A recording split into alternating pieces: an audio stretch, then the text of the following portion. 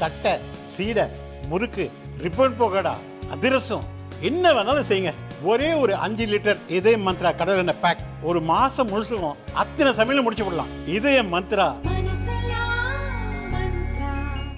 திமுக ஆட்சியுடைய நாட்கள் எண்ணப்பட்டு விட்டது. இன்னும் 8 மாதத்திலே திமுக ஆட்சி தமிழ்நாட்டை விட்டு அகற்றப்பட வேண்டும்.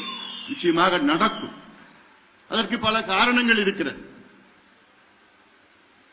இந்த ஆட்சியில தமிழ்நாட்டில் உள்ள அனைத்து தரப்பு மக்கள் பாதிக்கப்பட்டிருக்கின்றார்கள். அனைத்து தரப்பு என்றால் அனைத்து சமுதாயங்கள் மட்டுமல்ல, குழந்தைகள், இளைஞர்கள், மாணவர்கள், பெரியோர்கள், பெண்கள், இளம்பெண்கள், முதியோர்கள், விவசாயிகள், அரசு ஊழியர்கள், நெசவாளர்கள், மீனவர்கள், மாணவர்கள், மருத்துவர்கள் போன்ற அனைத்து நிலை மக்கள் இன்று பாதிக்கப்பட்டிருக்கிறார்கள். காரணம், இங்கே ஆட்சியே நடக்கல. முதலமைச்சர் அவர்களுக்கு என்ன நடக்குதுன்னு தெரியல. அதையெல்லாம் மூடி மறைப்பதற்காக சூழ்ச்சிகள் செய்து நம்மை போன்ற கட்சிகளை குழப்பம் செய்து அதை எப்படியாவது பலவீனப்படுத்த வேண்டும் என்ற நோக்கத்திலே திமுக முயற்சி செய்து கொண்டிருக்கிறது.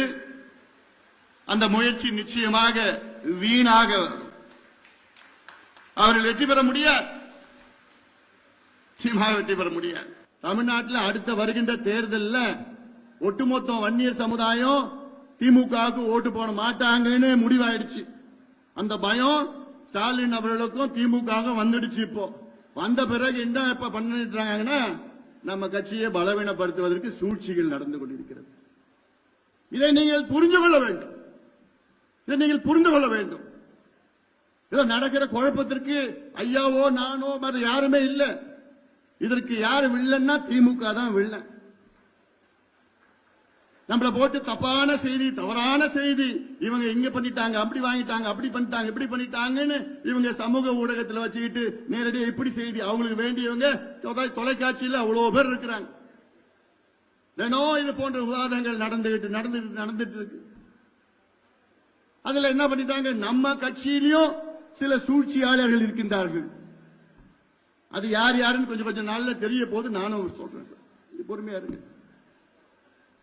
அவங்க மூலமாக குழப்பங்கள் ஏற்படுத்துகின்ற ஒரு சூழல். திமுகவால நேரடியாக களத்தில் அவங்களால நம்மள சந்திக்க முடியாது.